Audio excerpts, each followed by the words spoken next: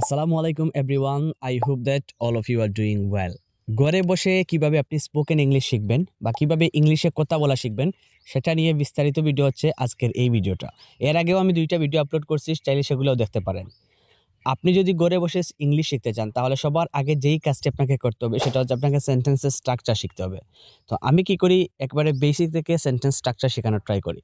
আমি এরকম শুরু করি যে আই এম আ স্টুডেন্ট, এই বাক্যটা দিয়ে শুরু করি। সো বি ভার্ব ব্যবহার করে কিভাবে আপনি বাক্য তৈরি করবেন সেটা শেখানো হয় প্রথমে। তারপর আপনি কি করবেন, বি ভার্ব শেখার পর আপনি হ্যাভ ভার্ব শিখে নেবেন। হ্যাভ ভার্ব বলতে কি বোঝায়, মালিকানা বা এবিলিটি। যেমন আই হ্যাভ এ বুক, আমার একটি বই আছে। আই হ্যাভ আ কম্পিউটার, আমার একটি কম্পিউটার আছে। এরকম করে কি করতে পারেন, আপনি হ্যাভ ভার্ব শিখতে পারেন। তারপর আই হ্যাড, আমার ছিল। আই ডিডন্ট হ্যাভ, আমার ছিল না। এরকম করে আপনি বাক্য বানানো শিখতে পারেন। হ্যাভ ভার্বের ব্যবহার শেখার পর আপনি চাইলে মডালস ভার্ব শিখতে পারেন। মডালস ভার্ব অনেক অনেক ইম্পর্টেন্ট ইংলিশ শেখার জন্য। যেমন আই ক্যান গো, আমি যেতে পারি। আই মে গো, আমি হয়তো যেতে পারি।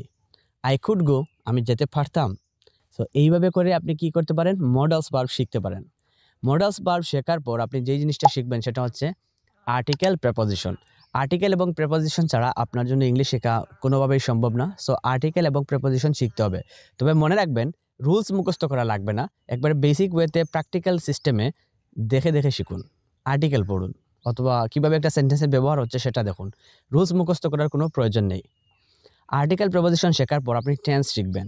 মাত্র 12টা বাক্য দিয়ে আমি টেন্স শেখানোর ট্রাই করি। আপনিও এরকম 12টা বাক্য শিখেন এবং সেগুলো দিয়ে টেন্স শেখার ট্রাই করুন। টেন্স শেখার পর আপনি কি শিখবেন, voice. Active voice, passive voice, এই 2টা লাগে ইংলিশ শিখতে গেলে। যেমন কোনো কিছু করা হয়, হ্যাঁ, যেমন ধরেন কি করা হচ্ছে, ভাত রান্না করা হচ্ছে, তাহলে কি হবে, rice is being cooked. So এরকম হচ্ছে কোনো জিনিস করা হয় যেখানে সাবজেক্টকে সেটা নির্ধারিত থাকে না। সো এই টাইপের ক্ষেত্রে আমরা প্যাসিভ সেন্স ইউজ করি। হ্যাঁ, সো আপনি কি করবেন, প্যাসিভ ভয়েস এবং অ্যাক্টিভ ভয়েস সেগুলো একটু ট্রাই করবেন। সর্বশেষ যেই বিষয় নিয়ে কথা বলবো সেটা হচ্ছে ভোকাবুলারি। আপনি যদি অনর্গল কথা বলতে চান তাহলে ভোকাবুলারি শেখা ছাড়া আপনার কোনো দ্বিতীয় ওয়ে নাই। সো ভোকাবুলারি শিখতে হবে এবং সেগুলোকে প্র্যাকটিক্যালি ইউজ করতে হবে। আর ভোকাবুলারি কোথা থেকে শিখবেন, এই একই জিনিস, আর্টিকেল পড়ুন, লিসনিং শোনার ট্রাই করুন এবং প্রতিদিন 8টা 10টা করে ভোকাবুলারি শিখেন। তবে শুধু মেমোরাইজিং করে না, সেগুলোকে প্র্যাকটিক্যালি শেখার ট্রাই করুন। এই বিষয়গুলো যদি করতে পারেন তাহলে 2 থেকে 3 মাসের মধ্যে আপনার কি হবে, ইংলিশ শেখা হয়ে যাবে। তবে একটা জিনিস, আপনার যদি বেসিক একেবারে দুর্বল হয় তাহলে কি করতে পারেন, আপনি প্রচুর পরিমাণে লিসনিং শুনতে পারেন। কারণ যত বেশি লিসনিং শুনবেন তত বেশি আপনার স্পিকিংয়ের ইমপ্রুভমেন্ট আসবে বা ইমপ্রুভ চলে আসবে। হ্যাঁ, সো ভিডিওটা আজকের মতো এখানে শেষ করব। একেবারে গ্রামীণ একটা পরিবেশ থেকে ভিডিওটা করতেছি। আপনাদের কাছে কেমন লাগলো কমেন্ট করে জানিয়ে দিন। আসসালামু আলাইকুম।